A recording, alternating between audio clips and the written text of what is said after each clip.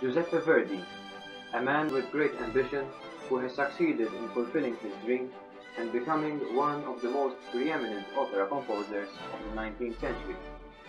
He was born in 1813, in turbulent times as his native village of Busseto was staggering under the thumb of Napoleon's armies, and European crisis was at its peak. Italy, in particular, was divided in many tiny states, and the majority of the northern part, including Busseto where Verdi was born, was under the French domination.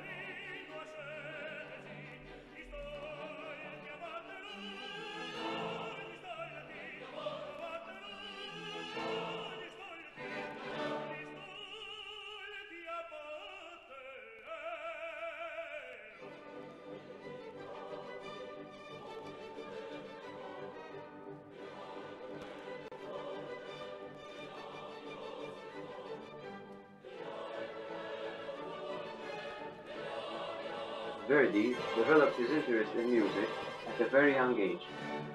It is believed that Verdi's interest in music sparked off by the sound of the church organ in Busseto, on which he started his first musical practice. In order to encourage his interest, at the age of 7, his father bought him an old spinet.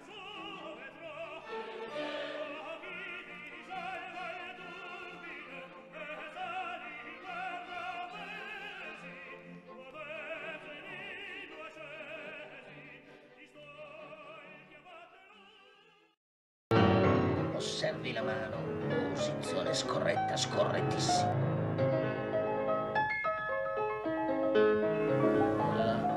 Quanti anni ha? Sui 18. 18 anni. 18 anni, a quell'età non si correggerà mai. Il limite di accettazione degli allievi è 14 anni. Ha 4 anni di troppo. Certo, 4 anni di troppo. Gadesdotan ed è estero.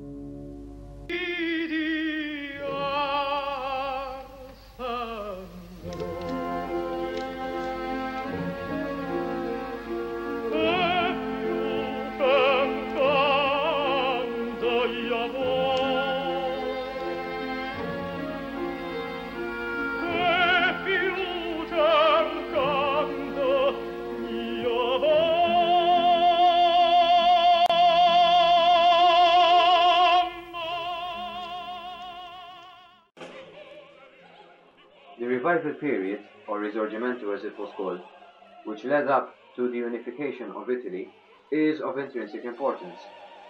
During this period, Italian melodramatic representations abandoned the mythological themes that characterized the previous decades. People could not relate to mythological themes anymore. Therefore, opera performances, which now represented what was going on nationally, were truly appreciated and enjoyed by the public. Theatre was the only means of mass communication that provided the latest news on Italy's political, economical, and social situations, thus educating the public while serving as propaganda as well. Operas gave the people the opportunity to familiarize themselves with concepts such as patriotism, and had a way of portraying the conflict between the free individual and oppressing society, which reflected the social environment lived by Verdi at those times. In fact, people used to sing the songs from Verdi's operas in town squares, these becoming the soundtracks of Italy's Risorgimento.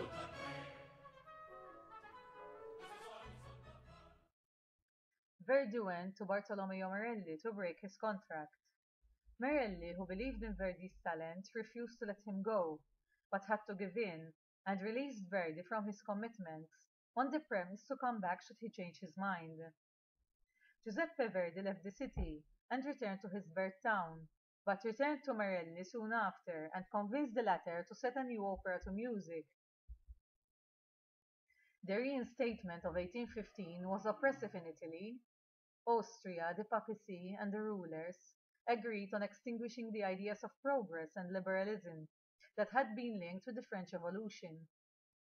In reaction to these restrictions, music, poetry, and literature became important vehicles for articulating opposition. It was thanks to the opera Nabucco that Verdi's career really began. Under its original name of Nabucodonosor, the opera was first performed at La Scala in Milan on the 9th of March 1842.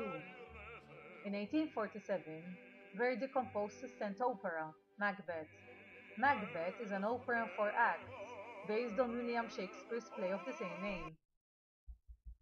Around 1851, when Verdi was 38, he became romantically involved with Giuseppina Strepponi, a soprano who had participated in many of his operas from Nabucco onwards. Verdi and Giuseppina lived together for nearly 9 years before finally marrying in 1857. It was around the time that Verdi wrote and premiered Rigoletto, Il Trovatore, La Traviata, e La Forza del Destino, to name a few. Many of these operas were infused with dramatic melody and Italian passion, such as La Donna Immobile from Rigoletto. It was his unyielding nationalistic pride that made Verdi a true icon to the Italian people, as his music alone would have not been enough to turn him into a star. At the end of each of his performances, the opera house shook with shouts of Viva Verdi, Viva Verdi, and the crowd had to be often forced out of the building still shouting Viva Verdi. Verdi had become an international hero, and Viva Verdi had become a secret code for the anti-Austrian current that was sweeping through the Italian people. In reality, what they were actually shouting was Viva Verdi, or Long live Vittorio Emanuele, King of Italy. Since Verdi was considered as one of the most distinguished Italian citizens and a fervent radical nationalist, in the course of a 50-year career, he gave musical expression to Italian nationalist aspirations. Indeed, he was widely perceived as a figurehead for the unification movement and became a member of the first national parliament in 1861, representing Busseto after Parma declared its intention to join the Kingdom of Italy. Even though he took up this position, Verdi took no active role and resigned in 1865. After Gioacchino Rossini's death in 1868, Verdi countered with a suggestion for a requiem mass to honor his memory as a composer. He was asked to compose this requiem as a collection of sections composed by Rossini's Italian contemporaries, but this project fell through. Although this happened, the idea of a requiem honoring an Italian hero remained close to Verdi's heart. When Verdi was approached in 1873 to write a requiem mass in memory of Alessandro Manzoni, a leading figure for the cause of unification, he leaped at the chance. Verdi reworked the Requiem Mass, and on the 22nd of May 1874, Verdi's Requiem Mass was performed in Milan's cathedral. Another grand opera which was written in the same period as the Requiem was Aida.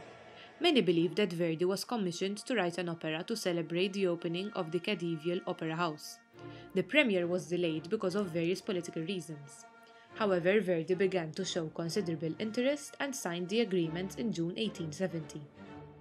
After the completion and premiere of his opera Aida in December 1871, Verdi decided that it was time for him to end his successful career as a composer.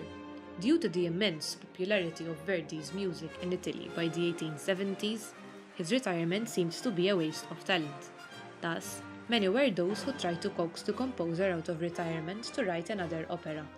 As the Italian public became aware that the retired Verdi was composing another opera, rumors about it abounded.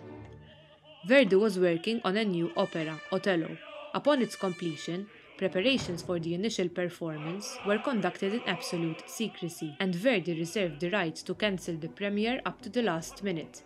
The audience's enthusiasm for Verdi was shown by the 20 curtain calls that he took at the end of the opera. Further stagings of Otello soon followed at leading theatres throughout Europe and America.